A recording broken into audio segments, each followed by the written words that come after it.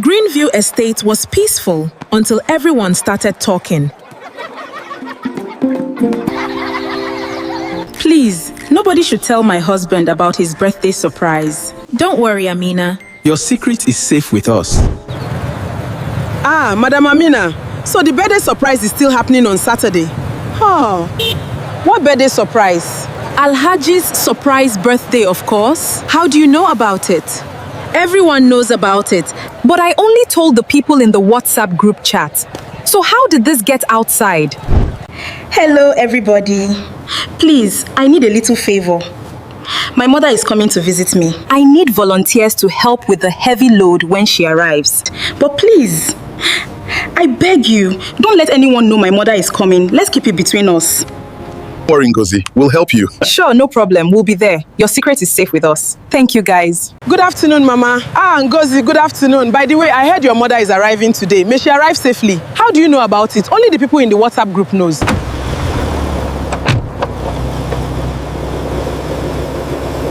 Uncle David bought a car. Look at his new car. How did these children know? Wait, who told you people? How does everybody know already? Who told them? How did they know? Who is telling people our estate group chat secrets? It wasn't me. I didn't tell anybody. Then who did?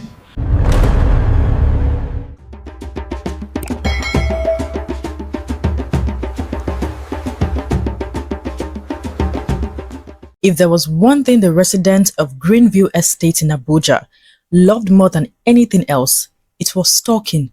It was a kind of estate where everyone knew one another by name. Children played together every evening until their mothers called them home. The elderly men gathered under the mango tree close to the gate to discuss politics and football.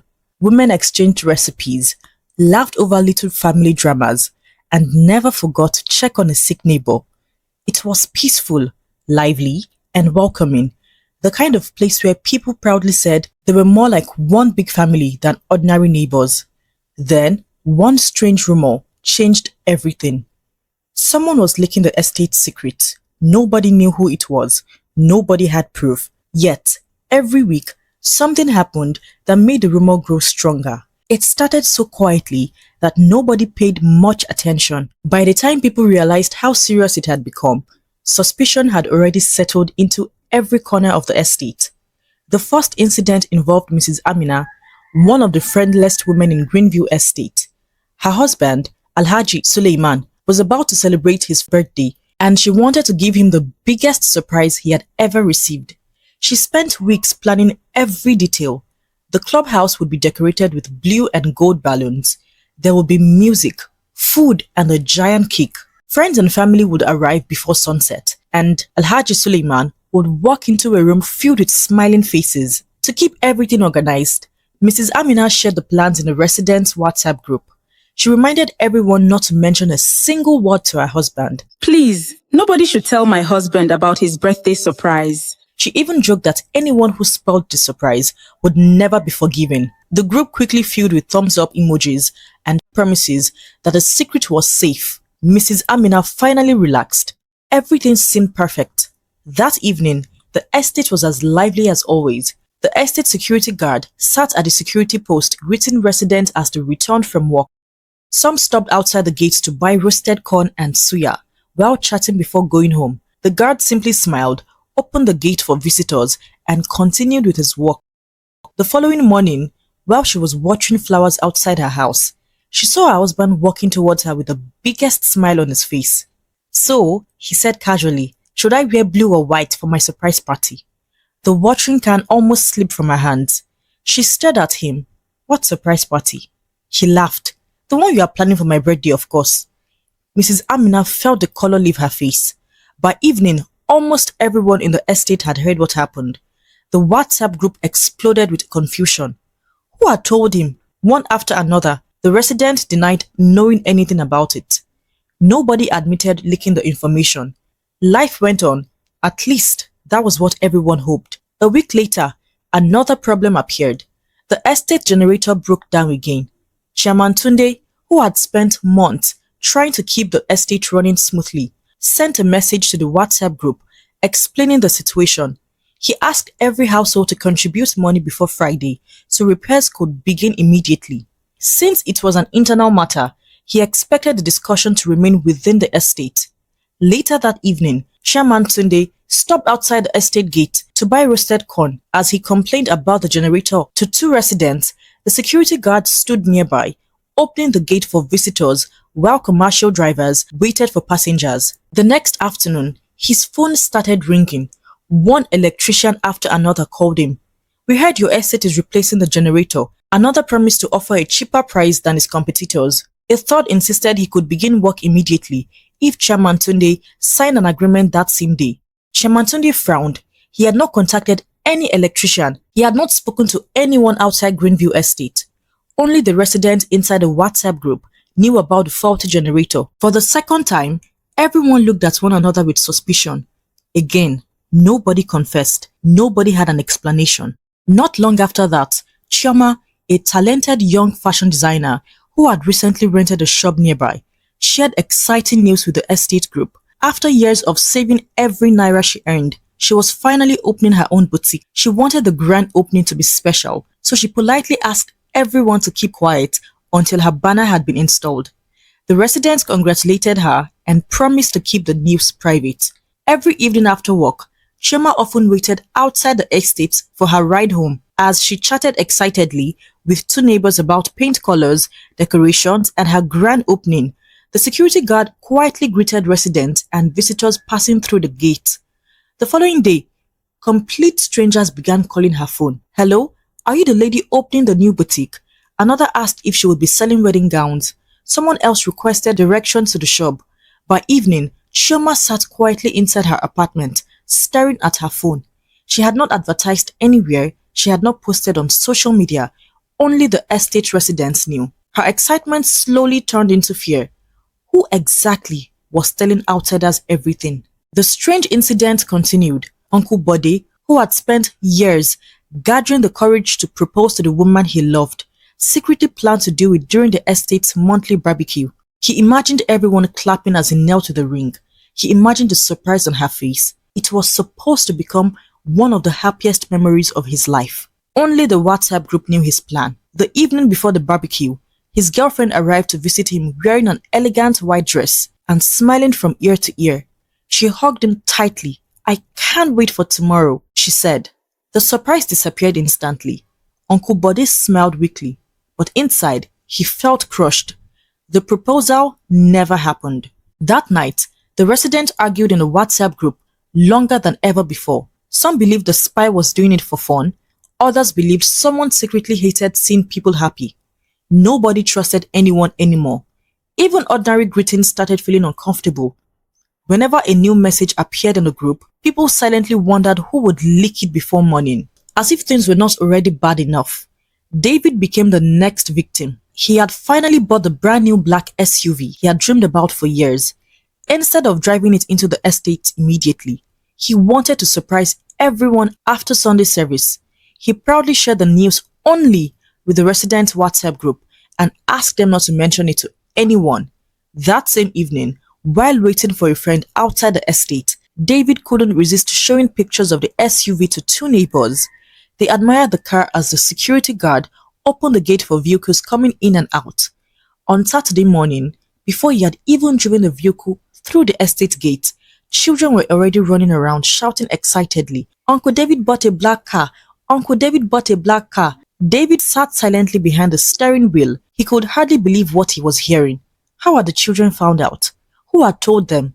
He had barely taken delivery of the vehicle. The joy he expected to feel slowly disappeared. For the first time since moving into Greenview Estate, David wondered if living among friendly neighbors was really worth it. The incidents became so frequent that people stopped calling them coincidences. Something was happening inside Greenview Estate, and everyone was beginning to believe they were living with someone who enjoyed destroying other people's happiness. Not long after David's disappointment, it was Mrs. Ngozi's turn.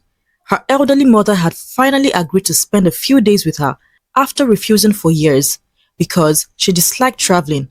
Mrs. Ngozi was excited. She knew her mother would be arriving with several heavy bags, so she sent a message to the residents' WhatsApp group asking if a few young people could help carry the luggage when the car arrived. The group quickly responded with kind words. A few volunteers promised to be available, and Mrs. Ngozi thanked everyone before putting her phone away. Later that afternoon, she stepped outside to buy vegetables from a vendor who usually stood close to the estate gate. As she waited for the woman to finish attending to another customer, two neighbors greeted her. Naturally, they asked how she was doing. She stepped aside to talk to them, and she happily mentioned again that her elderly mother would finally be visiting after refusing to travel for years. The conversation lasted only a few minutes before she bought her vegetables. The woman smiled the moment she saw her. "Welcome, madam," she said cheerfully. "We heard your mother is coming today. I pray she has a safe journey." Mrs. Ngozi froze. For a brief moment, she could not even remember why she had come outside. She forced a smile, bought the vegetables, thanked the woman, and quietly walked back home. As soon as she entered her sitting room, she placed the shopping bag on the floor and slowly sat down. Her heart was beating faster than usual. "This is getting scary," she whispered to herself. She shared what had happened with the resident. The WhatsApp group became unusually quiet. Nobody even tried making jokes anymore. People simply stared at their phones, wondering who among them was responsible. Rumors spread faster than ever. Some people blamed Bala, the estate secretary, because he had access to almost every resident's information. Others insisted it had to be someone close to Chairman Tunde. A few people even began suspecting married couples, saying, "Maybe husbands tell their wives." "No," someone replied, "maybe wives tell their friends." Another person argued that children were probably overhearing conversations at home and repeating them outside. The theories became endless. Slowly, friendships that had taken years to build started falling apart. People who once visited one another every weekend suddenly stopped coming. Neighbors who normally shared meals began finding excuses to stay indoors. Some residents even noticed that conversations became shorter whenever another neighbor walked by. Nobody wanted to become the next victim. Then, something happened that broke almost everyone's heart. Young Emeka had spent months attending interviews without success. Every rejection left him more discouraged than the last, but he never stopped trying. When he failed another interview, he gathered enough courage to tell the resident through the WhatsApp group. He thanked everyone who had been praying for him and admitted that he was beginning to lose hope. Within minutes, encouraging messages filled the group. People reminded him not to give up. Some shared their own stories of rejection before eventually succeeding. The conversation ended on a hopeful note. That evening before heading home, Emeka stopped by the roadside to buy roasted plantain. Two residents who had seen his message encouraged him, and as they spoke, he admitted how disappointed he felt about the interview. The elderly woman selling the plantain heard every word but simply handed him his plantain with a kind smile. The following morning, as Emeka walked past the roadside on his way to another interview, an elderly woman stopped him. She smiled. "My son," she said, "don't worry too much about that interview. God will give you another job." Emeka looked at her in complete shock. "I beg your pardon." She nodded sympathetically.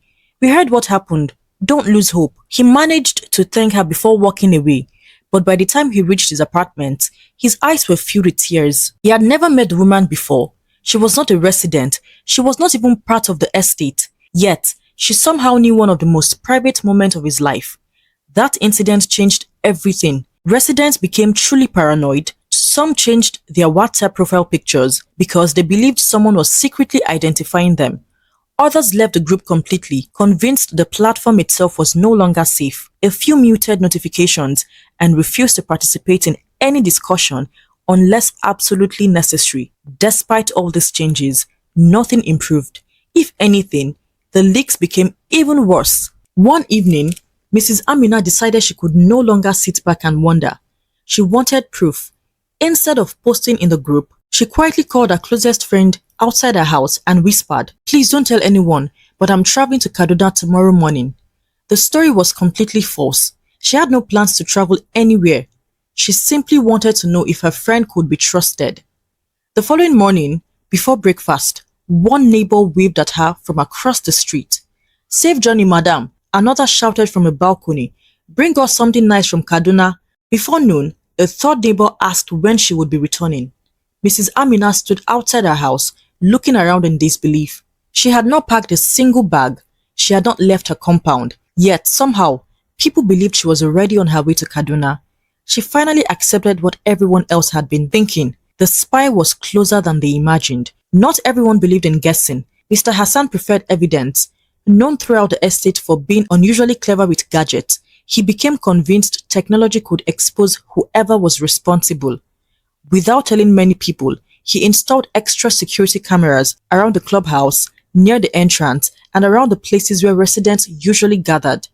He spent 3 straight evenings reviewing every recording. He watched people entering and leaving. He watched children playing football. He watched delivery riders dropping off packages. He watched residents chatting after work. Nothing looked suspicious. Nobody secretly handled another person's phone. Nobody hid behind parked cars to take photographs. Nobody appeared to be recording conversations. After 3 frustrating days, Mr. Hassan admitted defeat. "I have absolutely nothing," he confessed during the next meeting. His investigation had answered no questions at all. Meanwhile, the younger resident decided to conduct an experiment of their own. "If there's really a spy," one of them said, "then let's feed the spy fake information."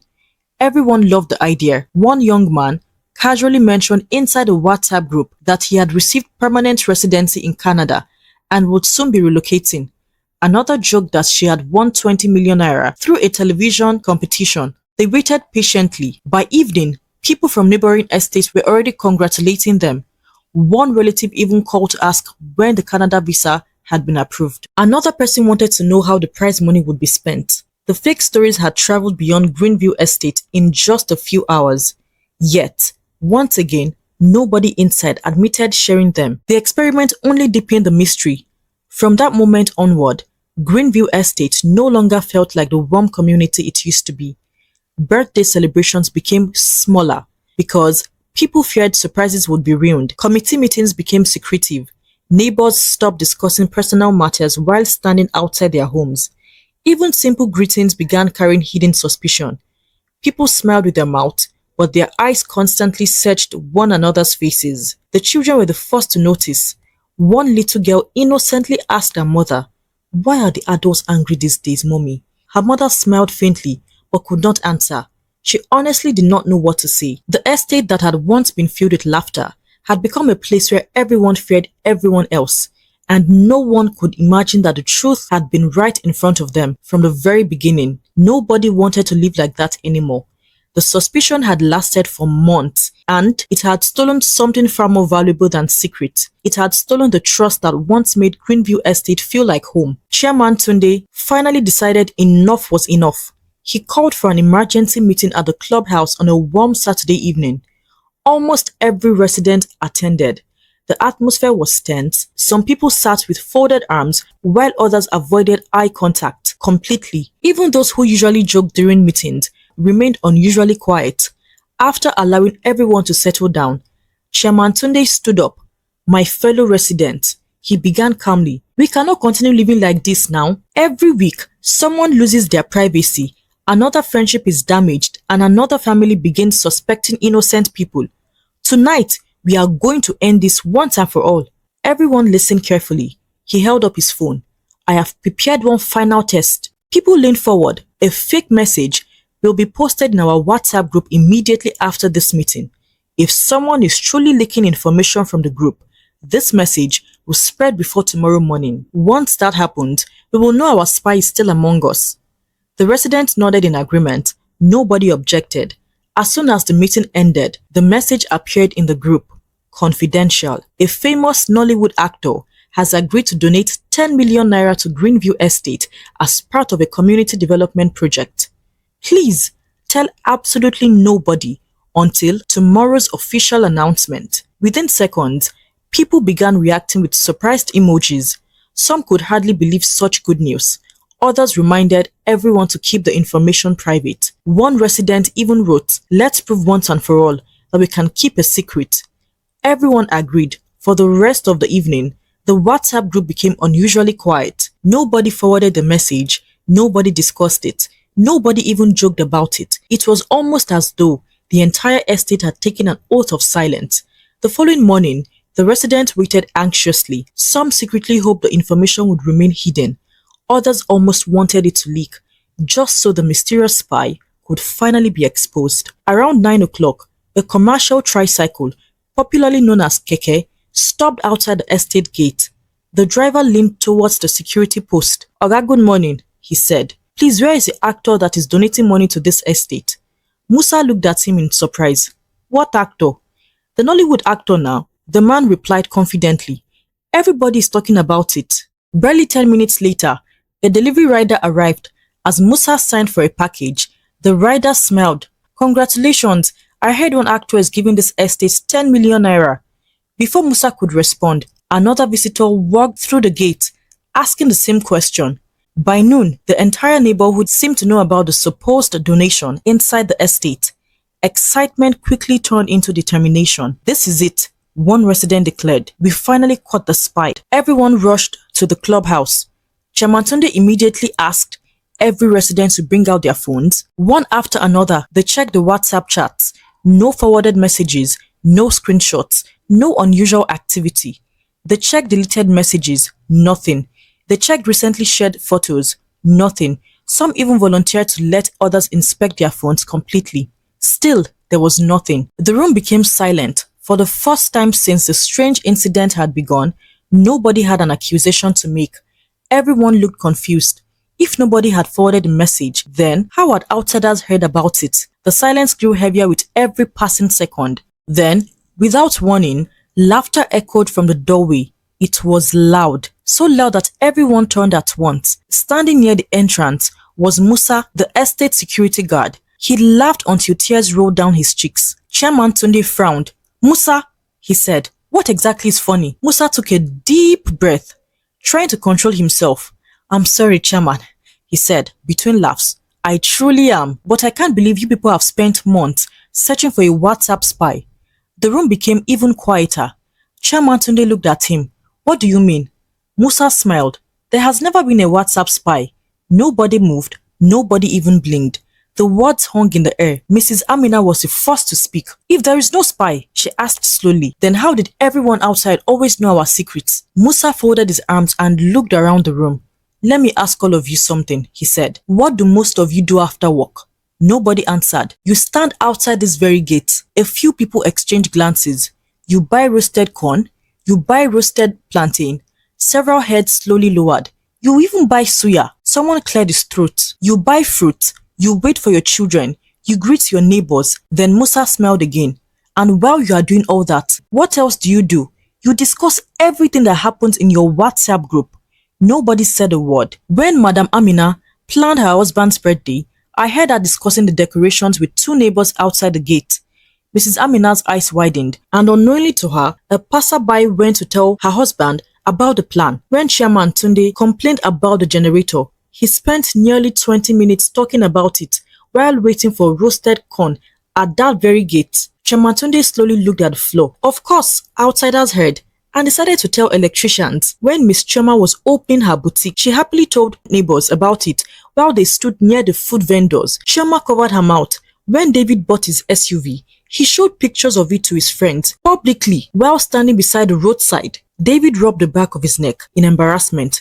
When Uncle Bode planned to propose, he couldn't stop talking about the ring while eating suya with two neighbors at the gate. Laughter began spreading quietly across the room. Not because it was funny, because it was true. Musa wasn't finished. "Do you know who stands here every single day?" He pointed towards the gate. "I do." He pointed towards the roadside, the food vendors. He pointed further down the road, the commercial drivers, the delivery riders, the fruit sellers, the mechanics, the electricians, the people waiting for buses. They hear everything, absolute strangers. He paused before adding quietly, and after hearing it, they tell somebody else. The room fell completely silent.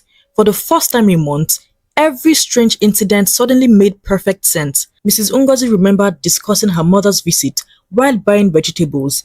Emeka remembered telling two neighbors he was disappointed before stopping to buy roasted plantain. The young resident remembered laughing loudly about the fake Canada relocation while standing outside the estate. One memory after another came rushing back. Nobody had ever stolen information from the WhatsApp group. The residents themselves had carried those secrets outside the estate without even realizing it. They had repeated private conversations in places where dozens of strangers could hear every single word. The mysterious spy they had spent months searching for had never existed. It had been ordinary gossip, Ordinary conversations, ordinary carelessness. Mrs. Amina slowly stood up. She looked around the room before shaking her head with a smile. So, she said softly, we've been suspecting one another for nothing. She slowly turned towards her closest friend. For weeks, she had secretly believed the woman had betrayed her trust. Tears filled her eyes as she walked over. I'm sorry, she whispered. Her friend smiled sadly. I knew you stopped trusting me, but I kept praying the truth would come out. Without another word, the two women hugged as several residents quietly looked away. Chairman Tunde sighed deeply. We nearly destroyed this community ourselves. One by one, the residents began apologizing to one another. Some laughed at how foolish they had been. Others admitted they had secretly suspected innocent friends. Even Mr. Bala, who had been blamed by so many people, smiled for the first time in weeks. Chairman Tunde turned towards him. I owe you an apology. I almost removed you as estate secretary because I believed the rumors. Mr. Bala smiled and shook his head. Don't worry, Chairman. At one point, I almost suspected myself too. The room burst into laughter, and for the first time in months, the laughter felt genuine. From that day forward, Greenview Estate slowly became the happy community it once was. People still chatted outside the gate. They still bought roasted corn, plantain, suya, and fresh fruits from the roadside vendors.